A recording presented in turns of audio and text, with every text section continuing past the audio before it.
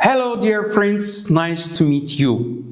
In the last two lessons, we learned about the Islamic view of the family. In this lesson, I will compare the thesis of Islam about the family with the nuances of the modern American humanist psychologist Maslow's teaching of the pyramid of needs. But before commenting on Maslow's teaching, I would like to reiterate some of the theses in the 5 verses I quoted from the Quran on the subject of the family. First, the family is a place of spiritual and psychological comfort. One should feel safe in the family. If not, then that family is not a normal family. The second, there must be love between husband and wife in the family.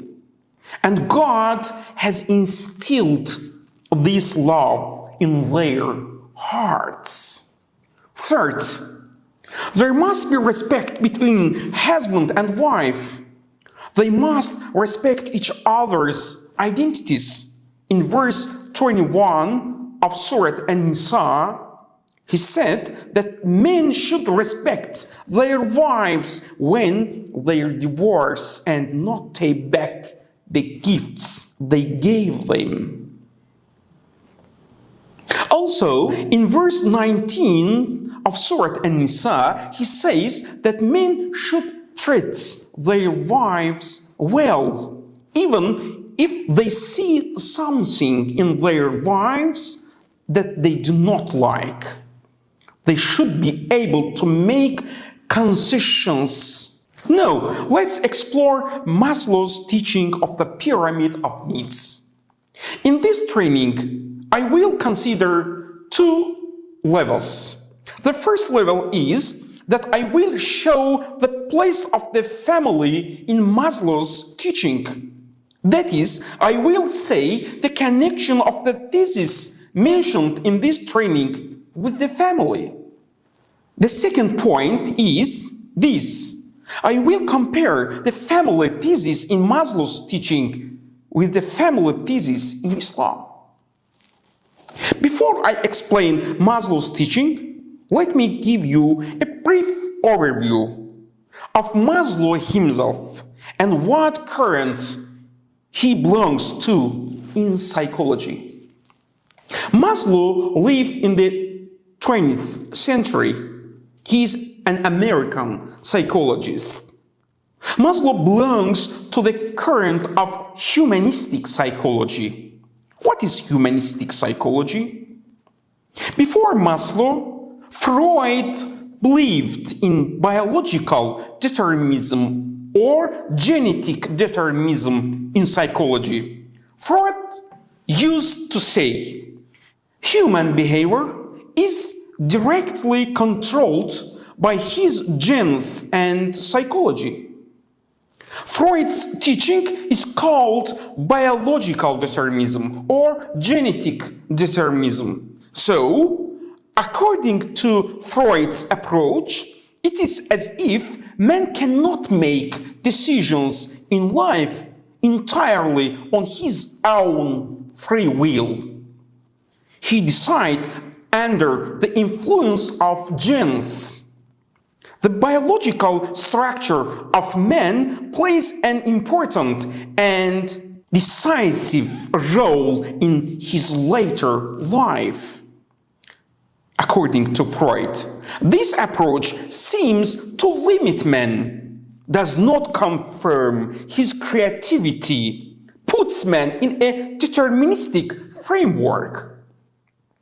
But contrary to Freud's approach, humanist psychology rejects biological determinism and insists on free will, insists on human self-awareness, the ability to develop moral progress and creativity. One of the main representatives of humanistic psychology is the American psychologist Maslow. He is best known for his pyramid of needs training. According to Maslow, everyone has a number of fundamental needs in life. He shows these needs in the form of a pyramid. The first need is physiological needs. For example, eating, drinking, sleeping, oxygen, a home with normal living conditions, sexual needs, and so on. Maslow says that if a person is unable to meet the needs of the first type, that is, the physiological needs, that are considered to be most basic, he will not have the motivation and interest to meet the needs of the next stage. Once a person has met these basic needs, then the next needs come. According to him, the second type of need settled in the pyramid is the need for security. Man wants to live in a safe environment. So, according to Maslow, a person who does not meet his first need, for example, a hungry person, still does not think about security. Once a security need is met, a person thinks of meeting a third type of need. It's a need for love and commitment.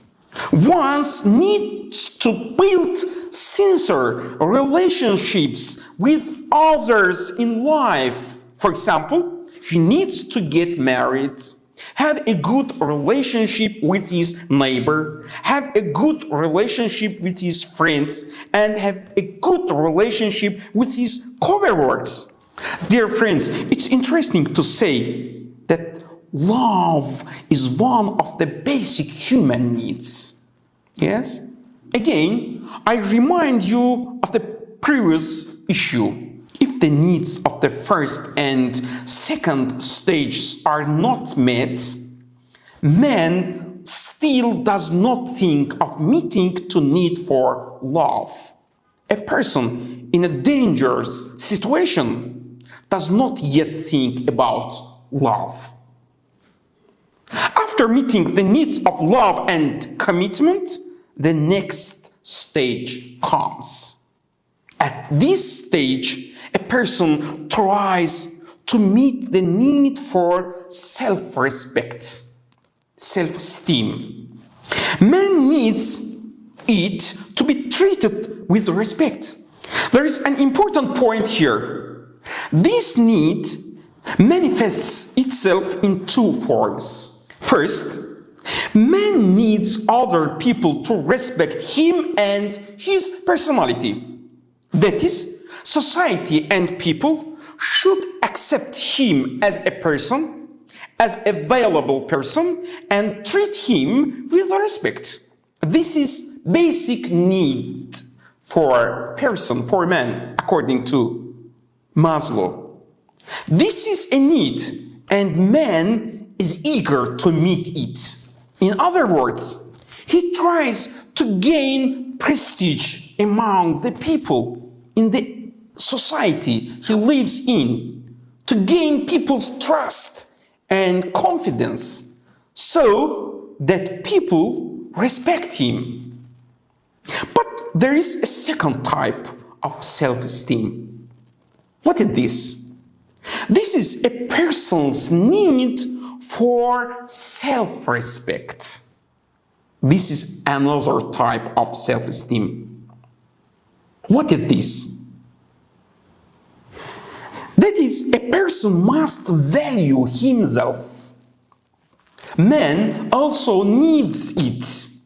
If others value and respect a person, but do not value themselves, then this person is psychologically incomplete. And one of his basic needs has not been met.